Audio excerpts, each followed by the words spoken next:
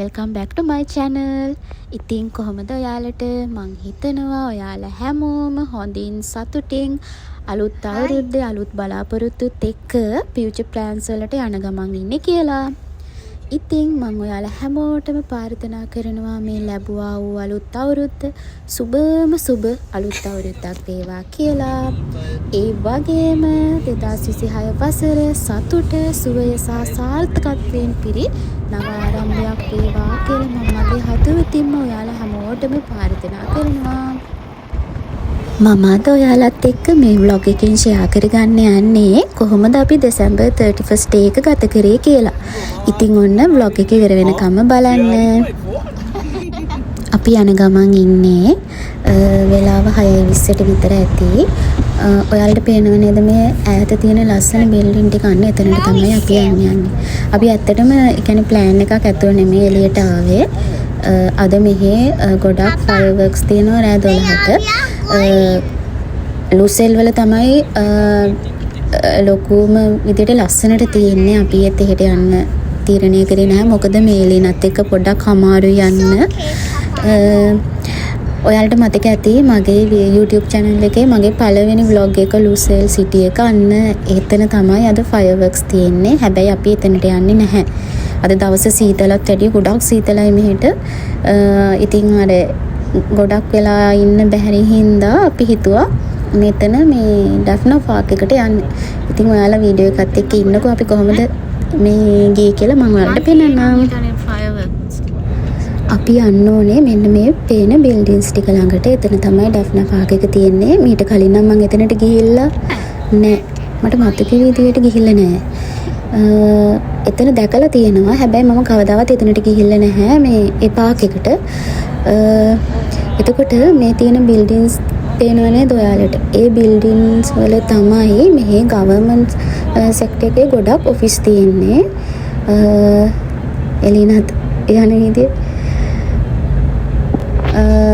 දැන් අපි ටික එතනට ලං වෙන ගමන් ඉන්නේ. මේ බලන්නකෝ. ඒ බිල්ඩින්ස් හරිම ලස්සනයි. යාලා හැමදාම මේ විදියට තමයි එක විදියට ලයිට්ස් දාලා හරිම ලස්සනට තියෙනවා. හරිම ලස්සනයි. බලන්නකෝ යාලත්.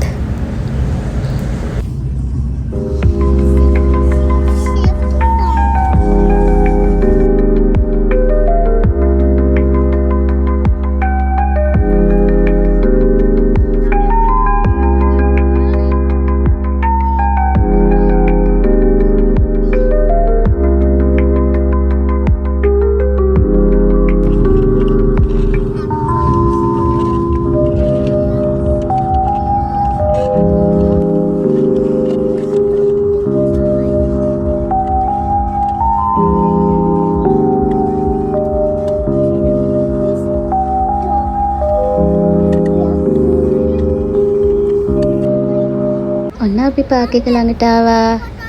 කායකත් පාක් කරා. එලිනතින් දන්නවනේ. එයාගේ වැඩේ බැහැලා දුවන එකම තමයි. එයා හරි ආසයි දුවන්න. ඔය දුව ඉන්නවා.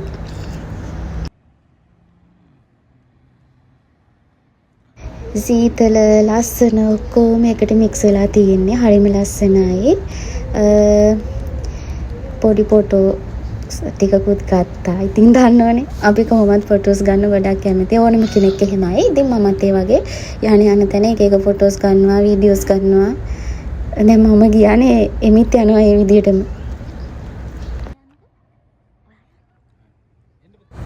එමේ නම් ගොඩක් හැපි. යාට දුවන්න තියෙනවා නම් ප්ලේ ඒරියා එකක් තියෙනවා නම් ඊට වැඩිය දෙයක් නැහැ. යාගේ ලෝකෙම ඒක තමයි. ඔයාලට කිව්වනේ මම මේ පාක් එකට ඇවිල්ලා නැහැ කියලා. ඔව් මම මීට කලින් මේ පාක් එකට ඇවිල්ලා නැහැ. හැබැයි මම මේ පාක් එක ගැන ඔය එක වීඩියෝස් දැකලා තියෙනවා, අහලා තියෙනවා. මේක ගොඩාක් ලස්සන පාක් එකක්. ඩැෆ්නා පාක් එක කියලා කියන්නේ දෝහා සිටි එක ඇතුලේ තියෙන ලස්සන පබ්ලික් පාක් එකක්. ෆැමිලි එකත් එක්ක රිලැක්ස් වෙන්න, වෝක් කරන්න, පික්නික් එකක් කරන්න ගොඩාක් හොඳ ප්ලේස් එකක්. එතකොට මේ පාක් එකේ green area එක ගොඩාක් රිලැක්ස් වෙන්න හොඳයි. walking path evening walk එකට perfect. kids play area තියෙනවා. පොඩි ළමයින්ට play කරන්න ගොඩාක් හොඳයි. යාළුවන්ට ගොඩාක් enjoy කරන්න පුළුවන්. එතකොට සිටින් බෙන්චස් ඕපන් ස්පේස් පැමිලි ටයිම් එකට සුපිරිම පාක් එකක් නයිස් view ඔයාලා ෆොටෝස් ගන්න කොහොමත් කැමතිනේ ෆොටෝස් වලට වීඩියෝස් වලට නියම කියාපු පාක් එක ඉවිනින් ටයිම් එකේ වෙදර් එක කූල් මෙතන දැන් මේ දවස්වල නම් කොහොමත් කූල් හැබැයි නෝමල් ඩේ වලටත් මෙතන ගොඩාක් කූල් මොකද මෙතන බීච් ඒරියා එක තියෙනවා කෝනේජ් තියෙනවා බෝට් සෆාරි යන්න පුළුවන් ඉතින් ඒ අර හුළඟත් එක්ක මාර රිලැක්ස් එකට ටයිම් එක ගෙවන්න පුළුවන් ඔයාලට මෙතන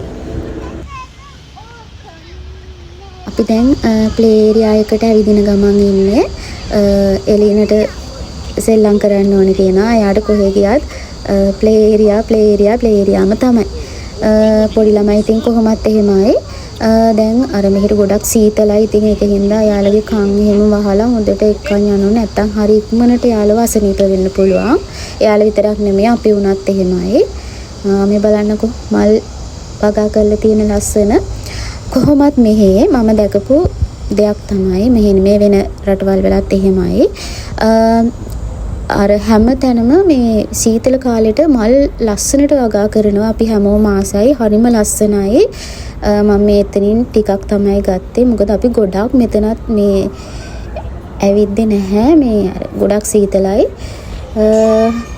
ඔන්න තියෙනවා එලිනගේ ප්ලේ ඒරියා එක චුටි බබාලා ඇවිල්ලා ප්ලේ කරනවා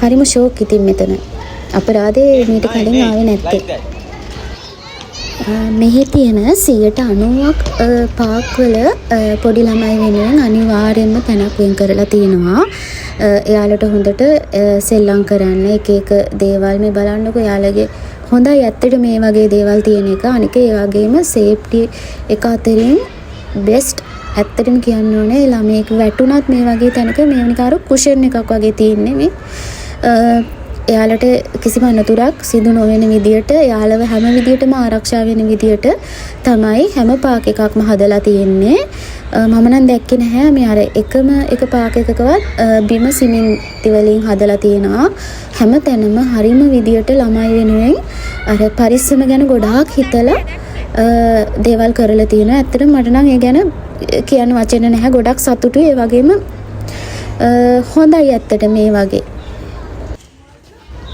එලිනල සෙල්ලම් කරනවා ඉතින් මම ටිකක් වාඩි වෙලා හිටියා අනේ සීතලයි ඇත්තටම ගොඩක් මේ වෙලාවේ නම් හොඳ කොෆි එකක් හරි චාය එකක් හරි තිබ්බනම් තමයි ගොඩක් හොඳ හැබැයි මෙතන මේ ඉන්නවා සමහර අය යාළුවා අපෙන් ඇවිල්ලා අහනවා මොනවද ඕනේ කියලා එතකොට අපිට යාළුවට කියලා ඒව ගෙන්න ගන්න පුළුවන් මම අලුත් අවුරුද්දට විශ් කරා හැබැයි ඒකේ රෙකෝඩින් එක නෑ මොනවා හරි වෙලා ටිකක් වීඩියෝ එක විතරක් තියෙනවා අපි ලංකාවේ වෙලාවෙන් මෙහෙ මේව කරා දැන් අපි එතනින් එන ගමන් ඉන්නේ මේ බලන්නකො මෙතන මේ මම ඔයාලට කිව්වේ මෙතන බෝට් සෆාරි යන්න පුළුවන් කියලා ඔය අපි මම ඉතින් එතනට ගිහලා ෆොටෝස් ගත්තා ඊට පස්සේ යාළුවා අපිට කතා කරනවා මේ එන්න කියලා ඉතින් ගොඩක් ඉන්දියන්ස්ලා තමයි ඉන්නේ යාළුවා තමයි අපිට කතා කරන්නේ මේ බෝට් එකකට මම හිතන්නේ රියල් 40ක් වගේ ගන්නවා විනාඩි 20කට පැය භාගයකට වගේ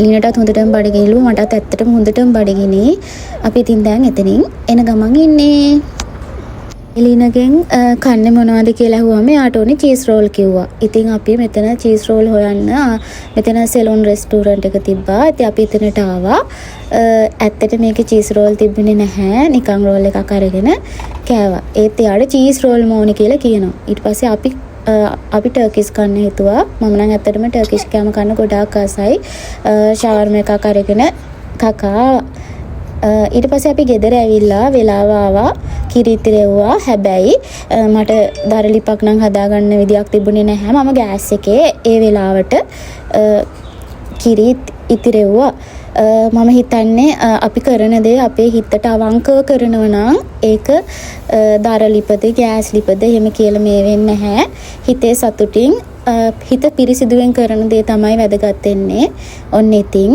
අපිටත් එහෙනම් අලුත් අවුරුද්දේ කිරිතිරුවා එහෙනම් ඉතින් අදට vlog එක ඉවරයි. මම ප්‍රාර්ථනා කරනවා ඔයාලගේ ජීවිතත් කිරියෙන් පැණියෙන් සතුටින්ම ඉතිරෙන්න කියලා. හිතන පතන හැමදේම සාර්ථක වෙන්න කියලා මම ඔයාලට ප්‍රාර්ථනා කරනවා.